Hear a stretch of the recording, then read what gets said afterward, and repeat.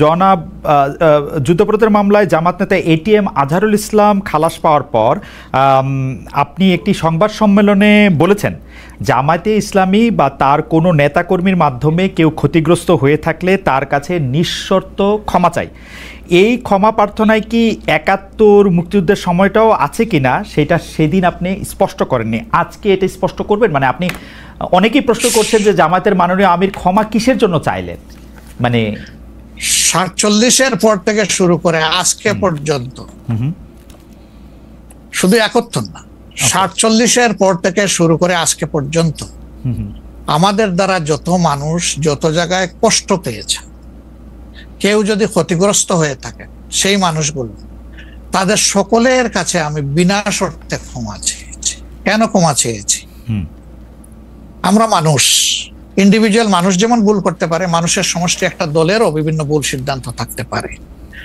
কোনটা ভুল কোনটা সঠিক ইতিহাস এটা নির্ধারণ করবে। আজকে যেটাকে ভুল বলা হচ্ছে, কালকে এটাই হয়তো সবচেয়ে বড় সঠিক হিসাবে প্রমাণিত হবে।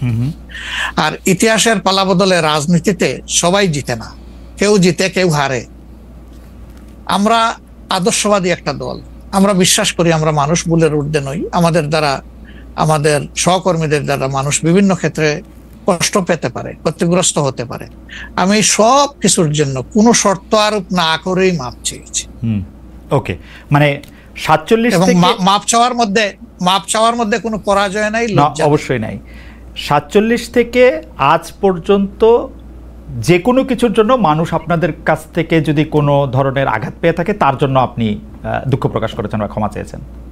এর ভিতরে সব ঢুকে গেছে, কোনো কিছু বাদ নাই। ওকে, এভরিথিং ইনক্লুডেড। আচ্ছা, এবং এটা আনকন্ডিশনাল, মানে অ্যাপোলজি দিয়ে আনকন্ডিশনাল পার্ডন সিক করেছে।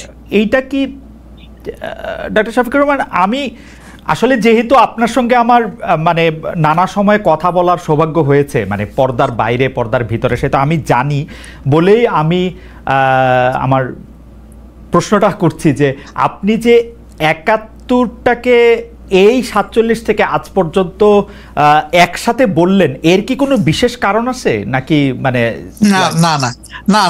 না, কোনো বিশেষ কারণ নাই। আমার মানবিক মূল্যবোধের জায়গা এবং আমার দায়িত্বের জায়গা থেকে বলেছি, অনুভূতির জায়গা থেকে। দায়িত্ব এবং অনুভূতির জায়গা, বিশেষ কোনো কারণ।